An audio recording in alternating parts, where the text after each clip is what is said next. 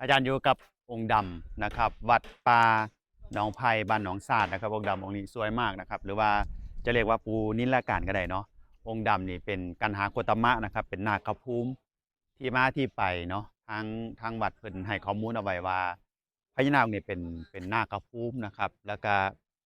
เป็นนาคที่มีบารมีตรงภูมินี่เพราะว่าตอนแรกนะครับเพิ่นตั้งใจอยากจะสร้างวิหารพระเนาะเดี๋ยวสิพาเบิ่งวิหารพระ ซึ่งวิหารพระเนี่ยนะครับทางวัดก็คือวัดต่างจังหวัดเนาะนะครับก็บ่ได้มีงบอิหยังสร้างนะครับเพิ่นตั้งใจอยากจะสร้างพระแล้วก็ทั้งอาจารย์เพิ่นก็เลยได้นิมิตว่านาคพระภูมินี่แหละนะครับสิมาซอยสร้างวิหารนะครับซึ่งเป็นวิหารพระนะครับซึ่งอยู่ด้านหลังซึ่งเป็นวิหารกลางน้ำเด้ทุกคนนะครับเพิ่นบ่มีงบสร้าง ศาลาอย่างต่างคือวัดเนี่ยแบบขาดทุนทรัพย์แต่ว่านาคกับภูมิเนี่ยก็เลยมานิมิตว่าสิหาเงินซอยเนาะนะครับแล้วเพิ่นก็เกิดเหตุอัศจรรย์มีเจ้าภาพมาร่วมสร้างวิหารกลางน้ำสร้างพระสร้างสถานที่ตัวนี้หลายจุดจนแล้วเสร็จอย่างที่พระอาจารย์เพิ่นตั้งใจ